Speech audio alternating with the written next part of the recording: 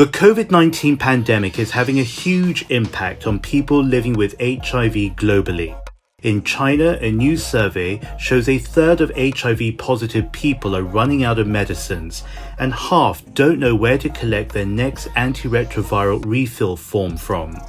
Winnie Byanyima, the head of UNAIDS, whom we've spoken to on the China Current, says simply, people living with HIV must continue to get the HIV medicines they need to keep them alive. I'm James Chau, and I speak to Andrew Chidgey, Chief Executive of AIDS Concern in Hong Kong. Hi Andrew, welcome to the China Current. Let's jump into the first question. People living with HIV are first and foremost people, and so they're bound to be impacted by this pandemic, but also in unique ways. What are some of the stories that you're hearing?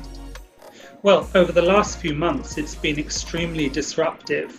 COVID has been extremely disruptive for services like ours and so many others because we have thousands of people coming into our testing centre every year, and they need to meet with a counsellor to do the test and to talk to them about the follow-up if they get a positive result. So COVID has meant that we've had to introduce, of course, lots of infection control measures. That's fairly standard for lots of organisations.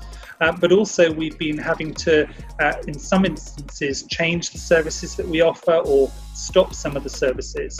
So, for example, we don't go out now into the bars and the clubs where we would normally meet with people who are at risk to talk to them about the need to get HIV testing.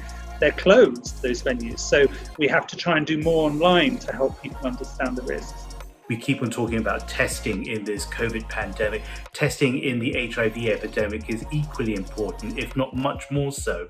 But I hear that you've got this mobile testing kit that you now have available, and perhaps that can help while we're at home and we're not able to access in-person services. I think, James, a lot of people don't realise that you can now actually do an HIV test yourself in your own home. So I've got a test kit here that we've been providing to the community, and the technology is now very sophisticated. We've got instructions that help people to understand how to do it, and within 15 minutes you can perform the test yourself and know whether you've got a positive result or not. And then there's information for people if they get a positive result about who they can contact and what they should do next. Of your test device into the drop of blood, it will automatically collect the right amount.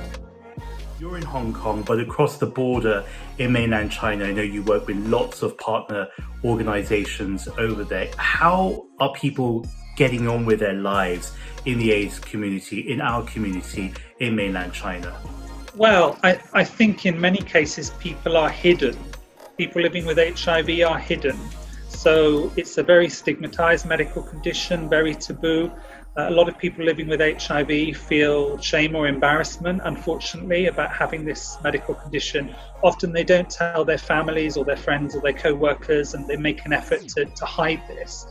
So when something happens that's very disruptive, like COVID, and people find that they can't get to their medical appointments or they need to arrange to have medication delivered to their home, this can cause some very real personal challenges and issues for people where they need to come out as HIV positive or they need to somehow arrange to get emergency medication delivered. Let's quickly talk about fundraising. I understand about 2/3 of your annual funding comes from benefit events, for example, but of course none of that can take place right now because we can't gather in large numbers. So how are you able to not only fundraise but to deliver on the services for all of us at this time? Well, fundraising has fallen off a cliff, James. It's true for AIDS Concern, and it's true for many other organisations that rely on the community giving them the money to run their services. So, of course, we can ask people for more money to get through the difficult times. But the truth is, we also have to cut some of the things that we're doing so that we can survive. So we have to prioritise. But also we have to look at ways that we can offer people services that aren't for free always. So, for example, AIDS Concern has started operating a social enterprise project. We started last year. It's called My Place by AIDS Concern. And people can get medical checkups, they can get HIV self-tests and things like this. And they pay a fee for it, which covers the cost of the service. So these are some of the things that we can do. But I think the tough time is going to continue for quite a while, actually. So it's something we're going to all have to get used to and adapt to be able to continue doing the work that we do. Andrew, we want to be part of a new way to raise money. Where can we donate to if we're listening and watching right now? Thank you. Please go to aidsconcern.org.hk. We really appreciate any support people can give. And we appreciate what you and AIDS Concern does for our community. Thanks very much, Andrew. Take care.